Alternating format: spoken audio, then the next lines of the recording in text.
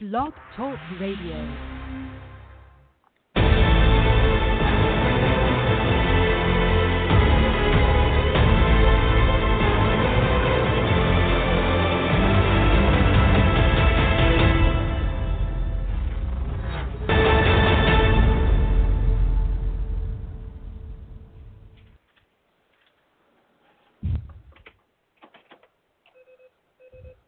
Calling all men, it's now your time for your show with your coach, the Men's Advocate Show with Linda Gross. Relax, be heard, and be understood. It's a show where men can be men. Now here's the coach who has your back, Linda Gross. Welcome, everybody, to another edition of the Men's Advocate Show with me, your host, Linda Gross. I am fired up to tell you about today's show, and boy, oh boy, are we going to have a good one. Today's topic is a blow to patriarchy. Did your girl just jump ship and is swimming in the lady pond? What is that all about? Is she saying that she loves you, that there are no gender barriers, and that she's just exploring her sexuality? She says it's another layer of sexual empowerment. Or is it? Is there something more profound going on underneath the surface? Is it a thin guise and really an affront to men?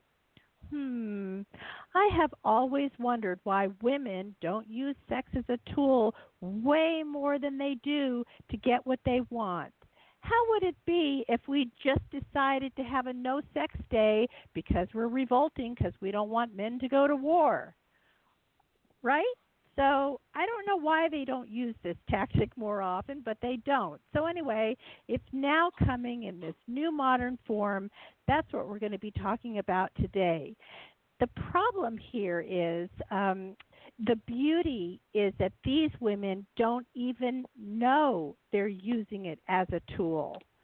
So what's going on here? Is it the powerful bankers' agenda that wants to depopulate the world, and that's why they're promoting the LGBTQ community so often, so much in the day?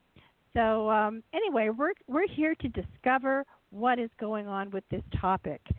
Is this just another way to disempower men? And is there another way to get their agenda met without denigrating our men? All right. So today we're joined by two guests, my great friends. They both are authors and have books out. My first guest is Susan LeBron. And I want you to check out her book. By the way, you don't have to remember all this. I'll put this all on the social media link so you can just click on it and go right to it. Her book is called No Fig Leaves Allowed, Getting Emotionally Naked. So what does this book do? Stop sweeping your past insecurities, fears, and doubts under the rug. By using Susan's book, she teaches you critical communication skills that ignite intimacy. Now, who wouldn't want that? All right. Welcome, Susan, and I'll introduce Emmy in just a moment. But welcome, Susan, to the show. How are you today? Hi, Linda. Thanks for having me on here. I am fabulous, and I'm so excited about our topic today. Awesome. So we're talking about this topic. I'll also post this later on after the show airs, but there's a new topic that was written about Miley Cyrus. Miley Cyrus has just been married for a mere 8 months to Liam Hemsworth. Like, what girl wouldn't go gaga over Thor, right? Right. So, they have this great marriage. They look so cute. They're so in love. They're just so well fitted for each other, seemingly on the surface, on the outside, right? But below the surface, Miley jumps ship and starts smacking on this other girl. The other girl, by the way, is also married to a celebrity, a really good-looking celebrity. And they've decided to leave their respective partners, for each other. So what do we make of this, Susan? Wow. Of course, as you know, Linda, in my book, I talk a lot about fig leaves, which are our own barriers to intimacy. And sometimes navigating through those barriers is a lot of self-discovery and what we expect from our partners and what we expect from ourselves. A lot of it's based on our past, how we were raised and different experiences we have. So celebrities it's a whole new world out there where they it's make-believe and who am I and who am I pretending to be, and all the expectations put on them by their fans. And I think it can be a very confusing place to be in your mind, and certainly as a young girl growing up in a glass house. Absolutely. Let me also bring on my other great guest. Her name is Emmy Sims. She is also an author.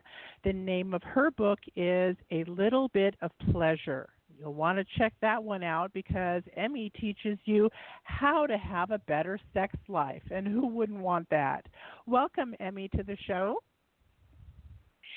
Oh, thank you so much, Linda. And it's great being invited to share in this conversation. I have my own set of ideas on it. And Susan, it's good to hear your voice again. Hi. Being that we think this way, being that we discuss this and we all have feelings about it, my biggest thing after reading the whole article on her, I thought to myself, well, the one thing that's missing in that marriage is communication. She's been very open about her bisexual attitudes. And so did they not discuss this? And I have a lot of questions to ask the author that she didn't ask.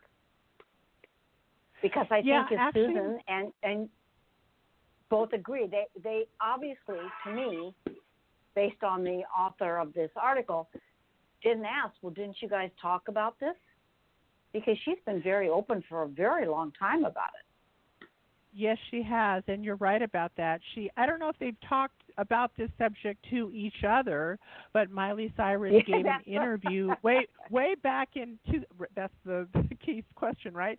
Way back in 2015 to Vanity Fair, saying that she's open-minded and she's sexually fluid. Now, I don't know before the marriage vows if that discussion happened between the two of them, but yes, she certainly talked about it publicly. Well, I think she's trying to find herself. She still sought a marriage with a man. She sought a marriage and commitment with a man. Yes. I questioned that now when she doesn't I saw want it. all the hullabaloo. Now she doesn't want it. Or maybe he didn't want it. Or maybe when he was faced with it, the reality of it, that she was going to include another person in her life that she sleeps with and loves and has a relationship with, maybe it didn't feel so good in reality. See, that's what I'm wondering. I mean, when we first talked about this subject 5 years ago, all guys were down with this subject because it was an opportunity to have a threesome. And what guy wouldn't want to have a threesome? But the complexion of this same conversation has changed in recent time.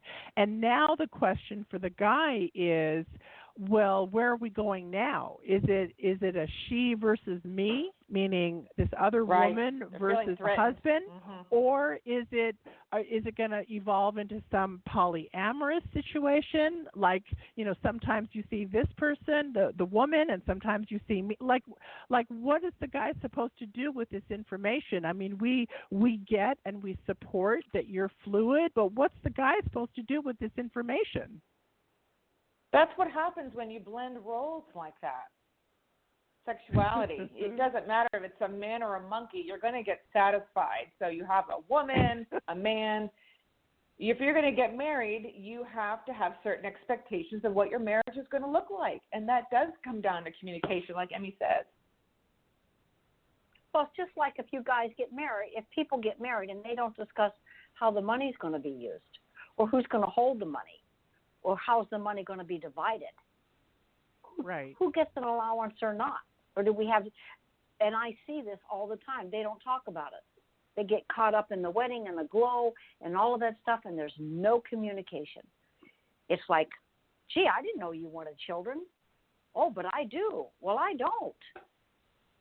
Yeah. Well, I realize that the longer couples are together, their expectations do change. Their needs, they're a lot more relaxed in some areas and maybe more cautious in others. I think sexuality is one of those things that even in my own marriage, after 22 years, you think, hey, let's see if we can spice it up with a toy like Emmy has on her little bit of pleasure. Yes. Site. It's there's different things, and if you introduce, hey, other people, it's mutually agreed upon and talked about. This is what we're going to do, or hey, I'd like to try this, and as partners, you do that together. It should never be I'm just going to do it on my own, and that's not what you're married to do. You're married to work together and please each other. So I don't understand what's going on with this. I think it's really sad, really sad. I think it's sad that they have not taught to communicate, because when I believe you can grow in a marriage and you can have a deeper relationship, especially when you're talking about sexuality and sex. And again, all of the three of us have different experiences dealing with the different people, and some of them are the same or some of them are different. But the three of us have sat together and talked about this. And I feel, in my experience, if a woman wants to bring a toy to spice it up, a lot of times it's rejected because it's a threat to their masculinity. The other thing, if a man wants to try something different, if he wants to have sex standing on his head, that's not the right way. I don't want to do that. So there's doors closed on both sides. And if they do not know how to communicate in the beginning, and if they don't learn how to communicate as they grow together in their marriage, none of those things are going to happen. Because all of those old ideas that we have about men and women never change. And personally myself, being that I've been married a couple of times, and I didn't pick the best, and I was quiet because he was the head of the household, that type of attitude, trying to wash the toilet in pearls in a house dress, because that's the way it's supposed to be. All of those things I was raised with. I wonder how much that plays in a part of Miley, where she is such a rebel, and when she broke out of the Disney thing, she went wackadoodle. Yeah. In her clothes, in her sexuality. Now, maybe she felt trapped. Oh, no. Yes, she did that quite a few times, too. But that's what I think. I don't think there's, like Susan, there's not one thing that fits them all. And I think they're rebelling openly to say, see what I am, and trying to get approval and understanding. And if there's anybody out there, you too can do what I'm doing. It's blurred lines. I find it quite, yeah, absolutely. I find it quite interesting that she married such a popular and mainstream type of guy, being that she's so rebellious and so out there. I mean, she didn't marry a gender fluid guy. She didn't marry a rebel. Well, we don't. Yeah, it's all we know. In fact, different directions. I don't think he came into the marriage with these hammer, his saying this is the way it's going to be. But then again, I really don't know. Do we really know the truth? No, there's a lot of sensationalism that goes on in Hollywood, and yes, it's hard to know. I mean, as just armchair, critics, there's so much that we don't know. I'd love to sit down with Miley and have a real naked discussion about her own insecurities and why she feels that. I want to sit down with Liam. Oh, heck, yeah. I would like to find out, because in society today, a woman doing that, there's not an uproar. Well, I'll tell you what, if he sat down and said, listen, I want to bring another guy in, there'd be a lot more stink. I mean, how could he how people see want to, him? Yes, that's how, there you go. I think that is, she's looked at as a rebel. I still think there's more to the story, and I have a funny feeling once he got into the house and saw what the house was decorated, he goes, this is not for me. It's, I don't think, maybe he couldn't handle it, because they had to talk about that. They've known each other for a very long time. They've known each other for like 10 years, I think, and they were going to get married a few years back. And somebody dumped somebody a few years back, and then they reconciled. And their engagement picture, when they reconciled, Miley was very traditional looking. She looked like one of those glam photos from the 50s. It was so traditional. So I don't know. I mean, he can't not have known Emmy. I mean, 10 years, that's a long time to not know somebody. Right. He knew. But I don't think it got in these bed things with are him. Staged too. I don't think it got in bed with him. That's what I'm thinking. I think people need to be careful ascribing things to their own life based on what happens in Hollywood. It's even reality TV. It's not real. No, you it is not. You can't say this is how society is thinking based on what Miley Cyrus does. That's a very small viewer. Yes. By the way, my friends, if you've just joined us, you're currently listening to the Men's Advocate Show with me, your host, Linda Gross. We are on with my special guests today, Susan LeBron and Emmy Sins. Both are authors, and they're joining us on this discussion on not only Miley Cyrus, but other wives who are married to great-looking guys.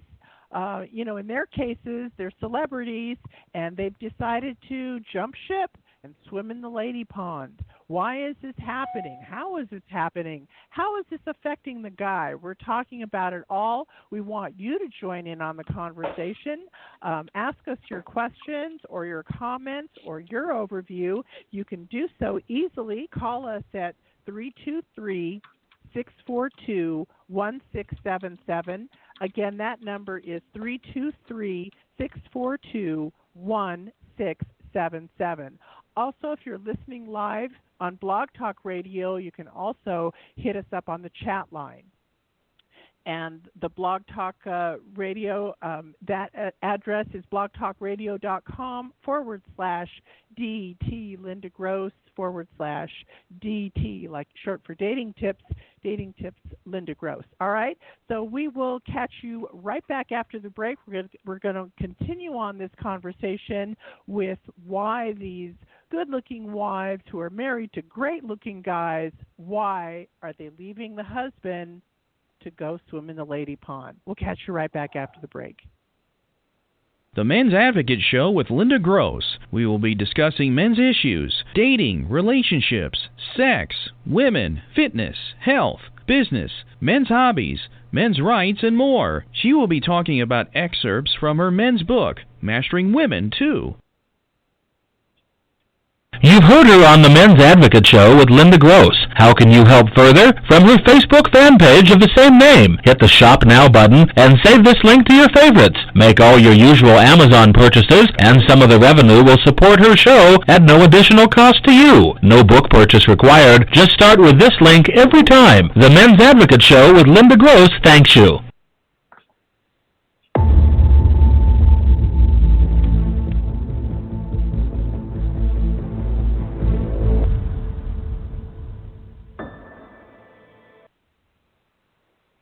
Welcome back, everybody. You're currently listening to the Men's Advocate Show with me, your host, Linda Gross. Today we are talking about a blow to patriarchy. All these women that are listed in this article today. Another one was Julianne Hough, who's a dancer. She's currently on AGT as one of the judges. She is also married. She is also swimming in the Lady Pond. The article goes on to talk about her as well. We are joined today by my guests, Susan and Emmy. So let's slide right back into this topic. You too can call if you're listening in, 323-642-1677, 323-642-1677. All right, guys. So do you think this is a power play by these wives to get even with their men? Emmy, like you were saying, a lack of communication on certain topics. Do you think that this is a retaliation in some way to put men in their place?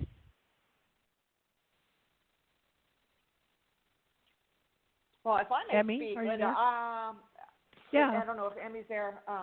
Is Emmy there? I personally don't think it's a power play. I think looking at Miley Cyrus and Julianne as two separate, I see them two separate perspectives, where I may lean more towards Julianne and understanding. I think she's got a good grip on what she needs and expressing them to her husband as far as expectations and how she needs this and that in different parts of herself. She's definitely done the research and done the self-work. Miley, I don't think has done that. I think that's important right there. I think that's yes, Emmy. probably half of it. I think there's another part of young women today, and I mean 25 and up, 25 to 40, that are still trying to find out what they are. And I think they see the world differently, the decisions that men have made. Somebody asked me about this the other day, and this is my take on the difference between men and women. And you see it on the news. If a young man or a child is killed in war, the father stands there and he says, my son or my daughter died doing what she did. And the mother is absolutely devastated, sobbing she lost her child. I think there's two different ways, dramatically different ways of looking at it. And I believe what has happened, women want to, I have been told no for a job because I was a woman. And I did get the job because no man wanted it, because it's hard work. And I'm not saying that men don't have hard work, but the type of work this was, they didn't want to do. And I was really good at it. But I think women look at the way society is today and who's running it, and some of the messes, that they're all made by men, and women don't have a say in it. And that's sad. And I think there is a rebellion going on in a broader perspective, not just sexual. There are women that I know that are gay, that they've had a gay partner forever. They don't need to get on Vanity Fair and shout it from the rooftops. And nor are they ever asked. They just go about their business. I don't have a story. All of these women, some of these things that people go through, the women that go through with a child with a disability, you know, one movie star goes through it. Oh my God, let's put their face everywhere. They're such heroes. And it's the everyday person who really does the hard work sometimes. Yeah. And I that probably sounds really tacky, and I don't mean it to be tacky, but somebody who's very wealthy and a whole lot of money and lives way different than Mary Jane on ABC Street can't afford an aide, can't afford a nanny, can't afford a special nurse. And so their struggles are far more deep, but we don't write a lot about those people. So I agree with Susan. It's a little flash in the pan. I think it's a little bit rebellion. I think it's a little bit, look at me, look at me. And I also like what we discussed in the very beginning. I think it's got to be taken on an individual case. But I think there's a lot deeper that goes into this. I think there's I'm going to be a lot quiet now. deeper too, and I'm not really understanding why women have not used sex as a tool, because they could have declared, Oh my okay, God, Friday yes. is no sex day, to like accomplish anything. Guess what? It turns out that men do anything and everything for sex. The fact that he's changing your tires, the fact that he's putting gas in your car, the fact that he's reading more up on that computer program so he can make more money at work. They say that every avenue that a guy does, it's all for sex. It's all to get better sex and more frequent sex. So to turn the tables on natural. that, turn the that's a tables on natural that, thing. it would be more honest to say, I'm withholding sex because I don't like the way you have sex with me. So you either need to get with the program and satisfy me too, and don't go in and out in 1 minute where, I'm not going to get any gratification. So, I'm withholding sex on Fridays or whatever. I mean, I don't know why that ploy hasn't been used more often, because men are not listening. Well, not even as a tool. I think that's wrong, and using sex to get or avoid anything is right on both sides. But it is important for both people in a relationship to enjoy sex and not see it as a bartering tool and say, hey, you know what? I don't want. Can you hear? I don't want to have sex, or I don't feel safe to have sex. Rather, it's a feeling of safety that you're not just giving and doing, and then not getting in return. You can give so much before you're empty. And I think this whole concept of the lady pond is, well, let's look at what the lady pond is doing for women, and why are men not providing that for them? Oh, good point. Yeah. Good point. I think that's a reason why not to have sex with the husband, is because a woman does it better. She has a female body just like we do, so it's just easier to navigate those waters. So it's probably because the woman does it better. Well, the expectation is the man wants to be satisfied, and it's the destination, not necessarily the journey. Yeah. Well, don't forget, for a lot of time, our job was to take care of the husband, whether you like it or not. Now, if people listening to this, if they're 25 to 40, they're going to laugh at what I'm saying. But that's the truth. This is your job. This is your duty. It was never, ever discussed in any relationship that I had, or any woman, that you are supposed to have pleasure. Mm-hmm. And you do not have great sex if you don't trust that person, I think. Yeah. To being naked. The women. No, go ahead. Go ahead and finish. Women having pleasure is relatively a new thing. That came after the invention of the pill. Prior to that, we were just popping out babies, barefoot and pregnant in the kitchen, right? So the pill gave us the power to delay getting pregnant, and that delay allowed us all kinds of fun things. It allowed us to pursue an education or start a career or get a job or whatever. She had choice at that point because she was not dictated by what her body wanted to do, meaning to get pregnant all the time.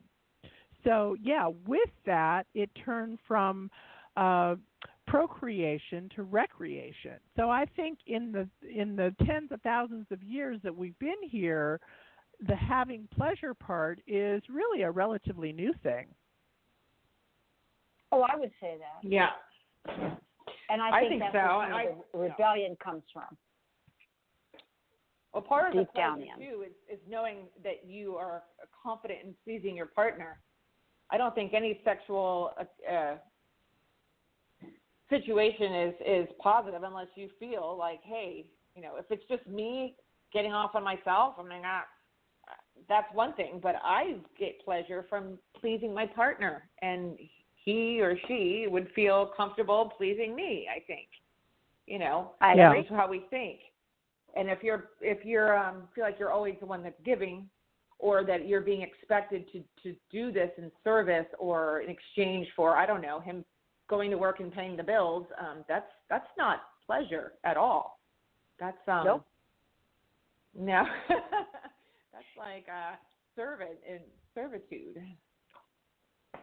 I spoke to a woman the other day. She says, I didn't know that I was a lesbian until I divorced my husband. And I said, really? She says, yeah, I didn't know how bad it was until it was good. Yeah. But then again, she comes from another truth that Susan said, that they never communicated. That was her duty. She had 3 or 4 children. It was not, but that's what you were supposed to do. And if you look at commercials today, they still set women up in that kind of role. Or if she's a businesswoman, she does it all. She made that nut butter that they put on toast. She's doing that. She's got her briefcase in her hand. She's sipping a cup of coffee, and the dog gets out the back door, and she walks off happy. And the kids run in front like she put their man in the picture. Mm. And who are they playing?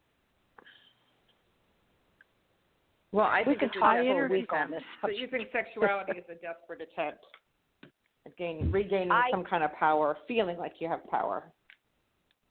I think all of that. I think so. I think so. I just think it goes a lot deeper.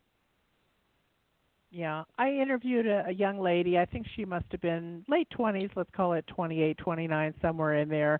And she says, I have had it with men. The liars, the cheaters, the players, the being let down, the heartache. She says, I've turned gay because I'm sick and tired of it. So it's not because she had sexual fluidity. It's not because she was already homosexual or had lesbian tendencies when she was 4 years old. She says none of that is true. She says, I've given up.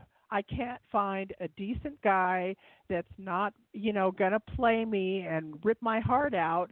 So it's just easier just by my turning gay. And I just had to agree with her. I mean, in a way, I understand. And, with social media and all the dating apps and everything else, and, these guys can so easily swipe left, swipe right. They're betting 10 people a night or whatever they're doing. It must be really, really difficult to be a 20-something-year-old woman in this day and age. Really difficult. How do you get their attention? How do you get their focus? Well, because they got 200. If not you, they got 200 other girls to choose from. You're not down for threesome. That's what I think. They will, if they want a threesome or they want, to come all over your face or whatever the latest thing is, and if you're not it, there's 200 other girls that will. So they've moved on to the next conquest. That's right. Well, the girls can move on too. I mean, that's what dating is supposed to be. What you want, what you don't want. That's what dating is. It's just become automated and, a little quicker that way. But I think it's important. There's lots of men, and I have a lot of female friends that are single, divorced, widowed even, that are out there, and it is tough. You find yourself standing around and competing with other women. It's like, what do you want? I always tell them, hey, find out what makes you tick. Look about, write a list down of what you want, your non-negotiable things here, and just stick to it. And if they don't match, then they don't match. You can't force someone to be what you need, and no man or no woman can complete each other. Bingo. You just hit the nail on the head. We're looking for that. So what is everyone searching for? General. Yeah, this is a general thing. So we as women, in general, need to find what we want. Really, seriously. Do you want to go back to school? I just got accepted at a school here in Vermont. I'm very excited about it. And do we want to cook? Do we want to ride horses? There's always a way that we can do some of the things that we want to do if money is an object. There's things that we can do, and we say, oh, yeah, you can be everything you want. But every time we turn to go that way, sometimes there's big roadblocks, huge roadblocks, because we are women. But to go out just to find a guy, so I don't have to work as hard, we can have two incomes and all of this, or whatever some of the things that we've all heard. I think that's another part of the building that we're building. I just think this is a process right now. I don't know where it's going to end. I think the best way to meet somebody is when you're already comfortable in your own skin, that you're not looking for a Jerry Maguire. You're not looking for someone else to complete you. You're already complete. You're already happy. Yes. You already have a circle of friends or family or whatever. You're already doing what turns you on. If kayaking is your thing, you're out there on the lake every weekend. You're doing your own thing, and then the right person does enter your life, and you're ready for it because it's a complement to what's going on in your life, right, rather than missing piece. Absolutely. I just signed up and for you a look next to fishing you class. And you find people doing the same things that you like. Right. You Go like fishing. to do. Absolutely. That's right. it. And yep. Meeting in a bar is not going to find your Prince Charming. I'm sorry, ladies, if the younger crowd think that's it. It depends. I met my husband in a bar, but I was doing what I love. I was dancing, and that's and not on the table, but I was salsa dancing, and I tell people that. Years ago, you two may not know this, but I had an introduction service way before social media, and we would have matching parties and what do you want in your ideal partner? And most people hadn't really thought about that. But what I noticed is I would switch the questions around and say, what do you like to do? What are your values? What is your perfect date? All these different things, what's important to them. And then I go, do you think, all these ideal things, it's like, do you think this is a hard to find? They go, well, you are it. So if it exists in ourselves, then it exists out there. People will be drawn to you because of what you have in common. But communication is the key. And the activity that's in my book, The Comfort Meter, helps men and women go into themselves and say, okay, what are my barriers to intimacy? And there's a whole list of things to help you get naked and get rid of all the baggage and fig leaves and understand why you make the choices you do, why you think of men or women the way you do, finances, sex, your body, all of these types of things, and then teaches you how to communicate those to the people that you're dating or in a relationship with.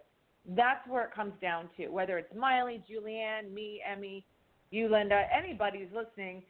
You have to know yourself and feel comfortable with who you are, and then that's the only way you'll be able to be genuine enough to attract the people that you want.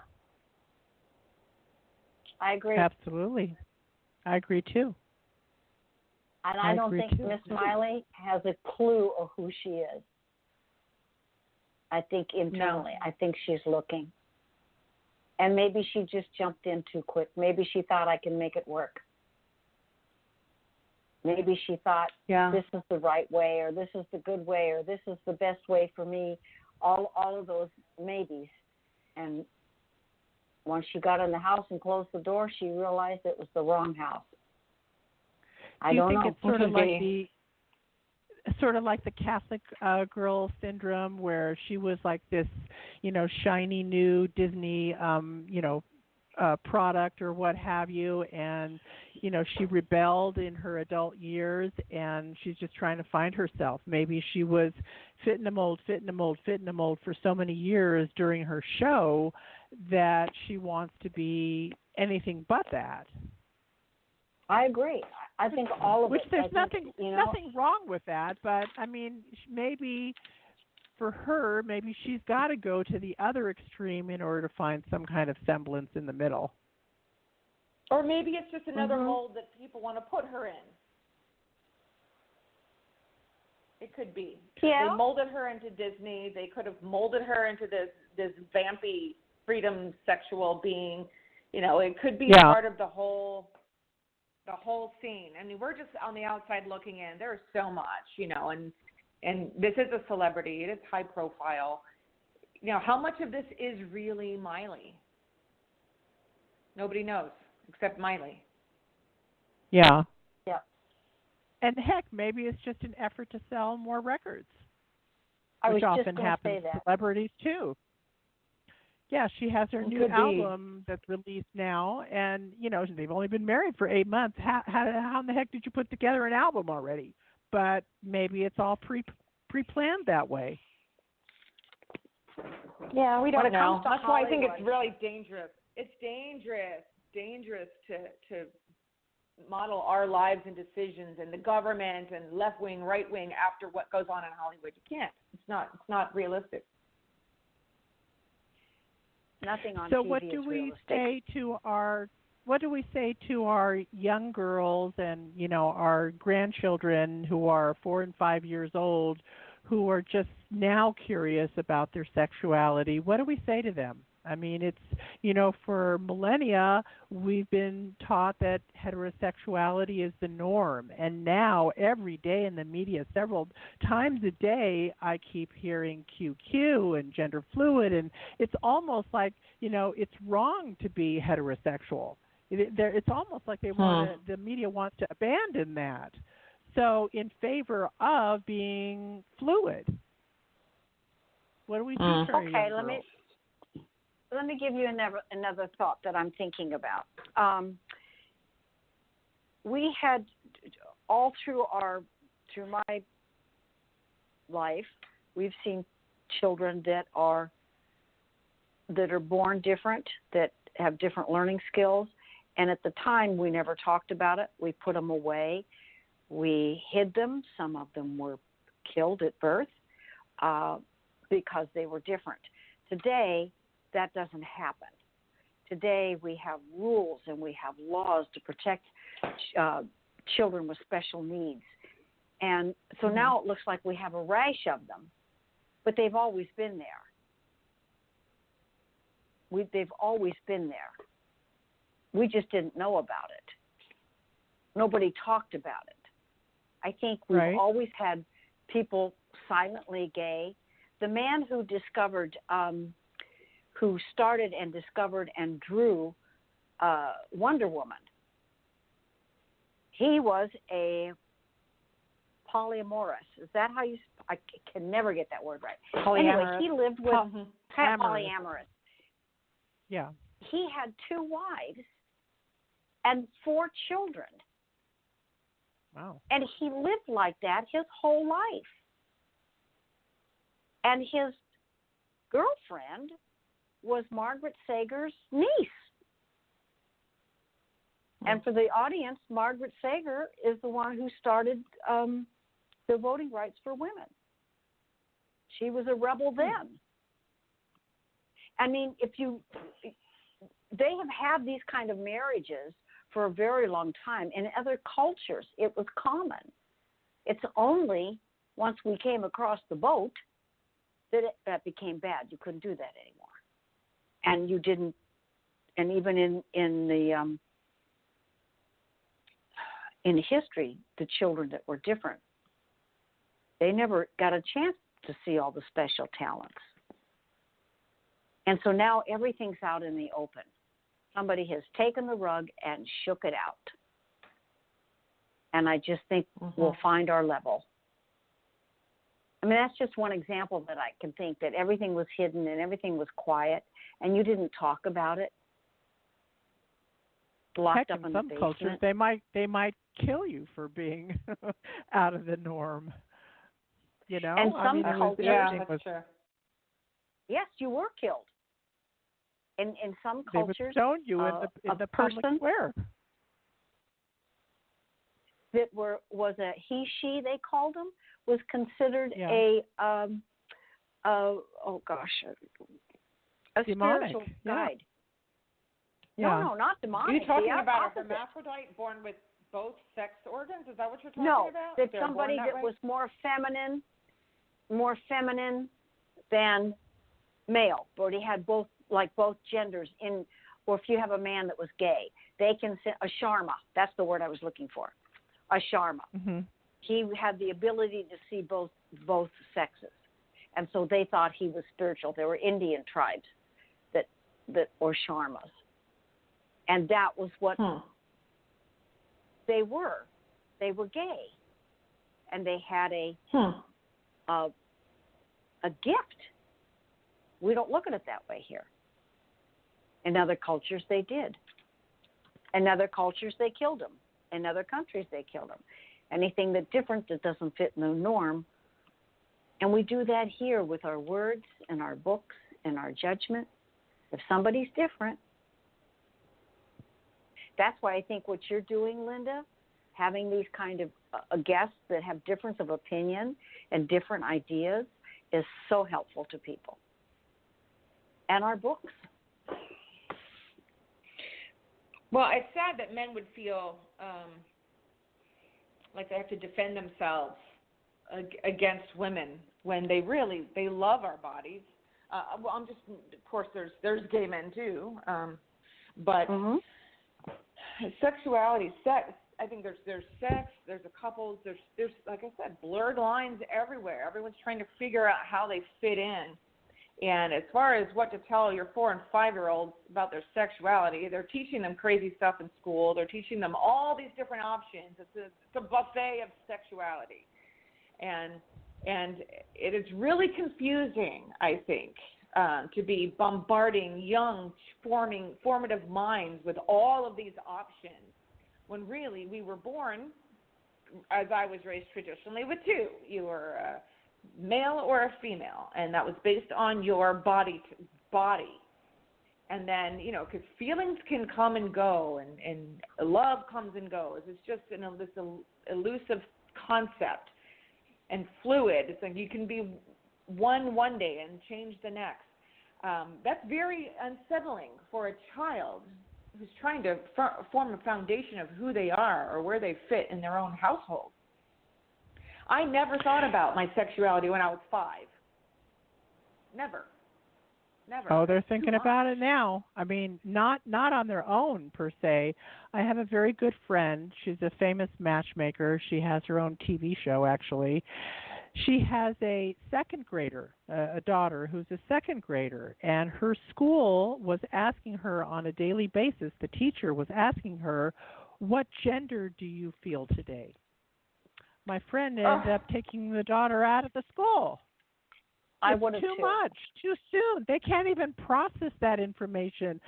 What is second grade? Is that 8 years old or whatever that is? I mean, it's just it's too much. They're like on information overload. In fact, it would probably be information overload at age 13, for goodness sakes. You're just starting to go through puberty, and it's all confusing, and your hormones are raging. You don't know what it is. You probably don't know what it is until age 25. Right. So, making a stand on what you are, that's not right. Yeah, we can't go back to the 50s, but I do think it's too much. I really do believe it is way too much for these kids. They need to play. They need to put down the phones, put down the games, and play. They need to be taught how to be children, not locked up in the house or even in the classroom. I think playgrounds shouldn't be just blacktop. I think it should be, they need to play and learn to play with each other. If they want to play with the doll, let them play with the doll. Yeah, that's what I think. I mean, if they want to play with male gender type toy, I'm fine with it. If they want to play with a doll, I'm fine with it. But to introduce sexuality at that young age, I don't know. It's just so invasive to me. And without the parents' consent.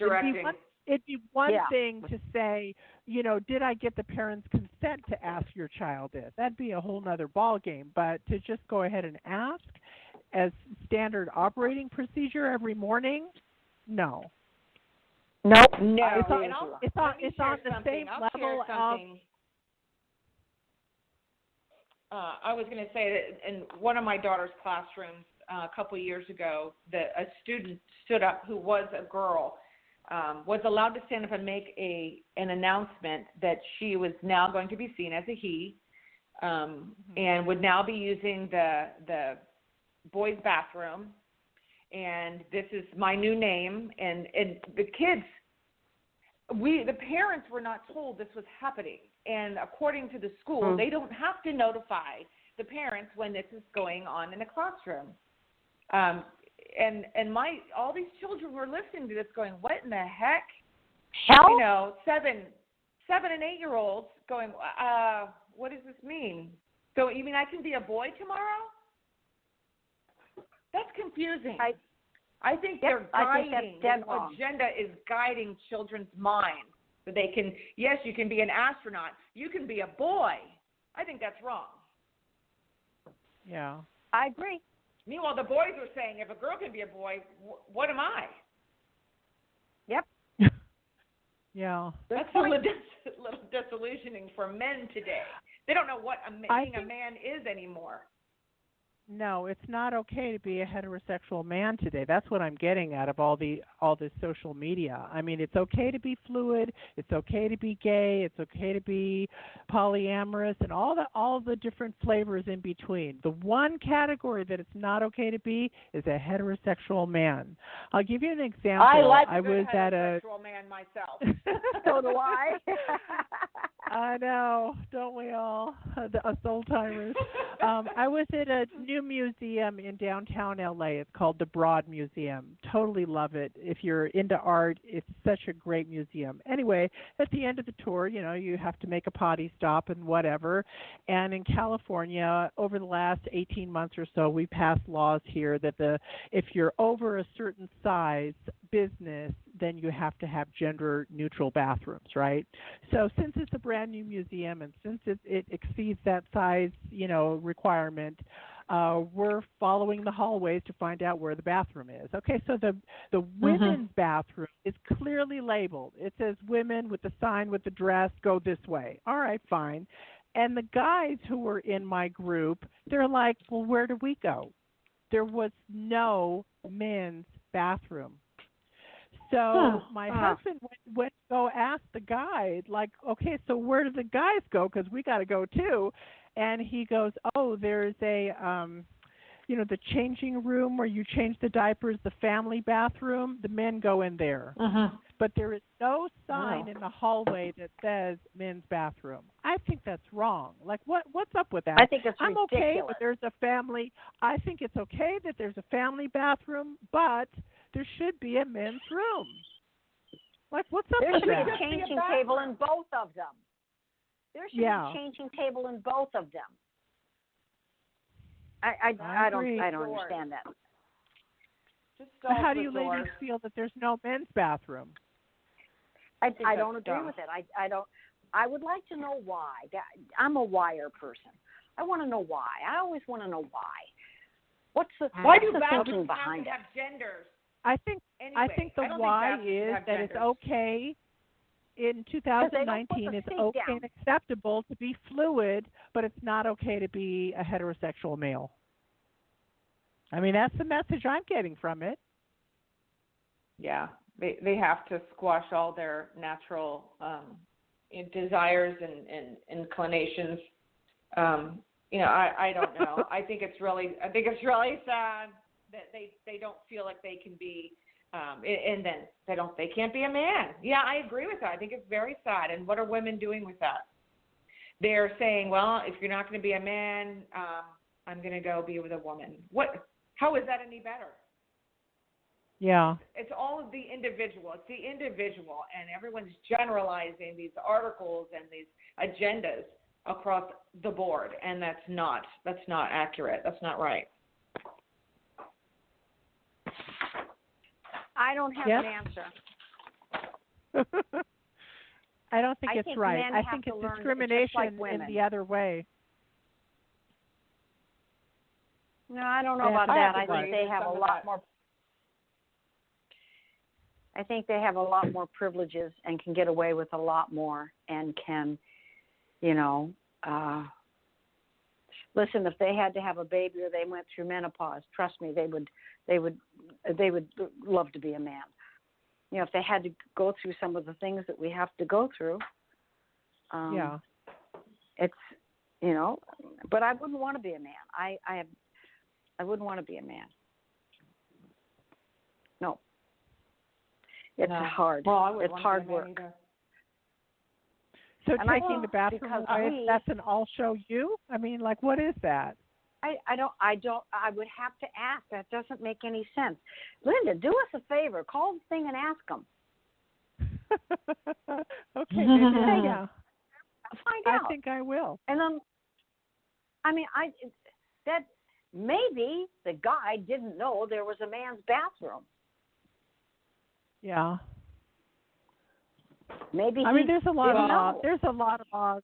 There's a lot of laws that don't make sense. Emmy, as you know, I opened up a business last year just when this bathroom law, the gender-neutral law, was changing. And the inspector said to me, okay, in one of we had 2 bathrooms. And he says, in one of the bathrooms, you have to put a urinal.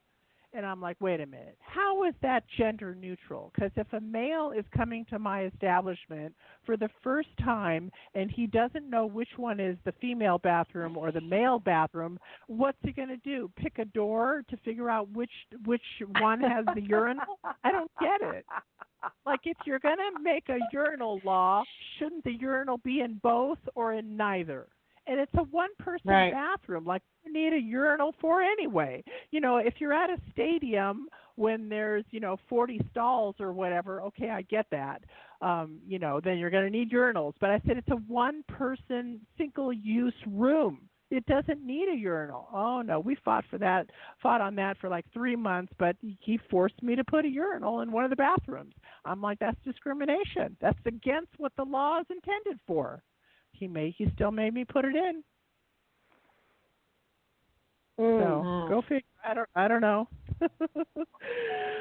By the way, guys, if you've just joined us, thank you for joining us today. You're listening to the Men's Advocate Show with me, your host, Linda Gross.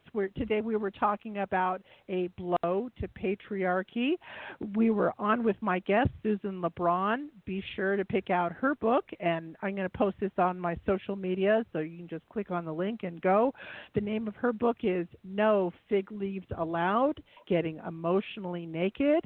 And also we were joined today by my other host, guest host, Emmy Sims, and her book is A Little Bit of Pleasure. All right, ladies, if you want to say a few closing words, we're just about ready to wrap up on this topic, or talk a little bit about coaching or the type of services that you offer your customers. Now's a free forum to take a minute to do that. Go ahead, Susan. All right, Emmy, thank you, sweet love. Well, my book, No Fig Leaves Allowed, of course I recommend it. The activity comfort meter is, I think it's important for all of us to identify what our barriers are, what our expectations are for ourselves, what hang-ups did we inherit from our parents and lost relationships, bad engagements, and how is that keeping us from moving forward and forming what we need and what we're hoping for in our partners. Whether we're dating or married, it's important to understand where all of that comes from and what we're projecting onto our partners. So if you're a man and you're frustrated with women not accepting you, or you're not feeling where your place is, try to understand what it is that you expect, and then get really strong and firm about what you expect out of the relationship. And if it's not there, it's not there. There are fish in the sea, and if someone wants to jump into the lady pond for a quick dip, ask them, understand why they feel it's necessary and what maybe you can provide for them to where they swim in your pond a little longer. So I'm for the man being a man, woman being a woman, and as far as everything in between, that's an individual decision. It cannot be generalized over the entire world population. So, I think it comes down to the individual and knowing what you want and asking for it. I'm all here for self-discovery and enrichment, enlightenment, whatever you want to call it. But one of the best gifts you can give your partner is to listen. Like if he or she is coming from a certain place of their hang-ups or whatever their roadblocks are, the best gift you can give them is to listen and to see if you can jump in to help and, ease their anguish or whatever it is. Thank you, Susan. Yeah. Okay, and let's hear from Emmy now. Tell us a little bit about your business and go ahead. Well, thank you again for having me on the show. I love this section and this topic. What my book is primarily about is helping women, especially over 40, to have a better sex life. Our biggest sex organ is our brain, and we are stopped by old beliefs, tradition, things that don't work, things that can work, but we're too afraid to try it, to help clear away the cobwebs, to understand what your body's going through. I am a certified life coach. I am a homegrown sexologist. I help you study your own self, and that's what I deal with, and that's what my book's about. It's many women's experience and how they changed and how we can change if we truly want to. And that's about it. That's awesome. I love that. Thank you again, ladies, for joining us. You're currently listening to the Men's Advocate Show with me, your host, Linda Gross. If you happen to have missed last week's show, we were talking about she serves a sandwich and beer. So there are little displays of affection that your girl does that make you feel so loved, so appreciated, and so cared for. It's all you can do but to fall in love with her. So there were several men that wrote in to say what their one-liners were, what small little token of affection their girls did that just made them want to be with this girl forever. So listen to that show. It's a very uplifting show. If you missed that show or any and all of my archive shows, including this one, it's going to be on the on-demand library pretty soon, and you can find it so easily. Just Google it, The Men's Advocate Show with Linda Gross, and all the different platforms will come up. The best way to pull it up is SoundCloud, because that has the whole 5-year library, but we can also listen on, of course, Blog Talk Radio and iTunes and quite a few of the other podcast channels. So thank you for joining us today. We will catch you here next week, each and every Tuesday, 3 p.m. Pacific Time, 6 p.m. Eastern Time, right here on Blog Talk Radio. Bye for now, and we'll see you next time.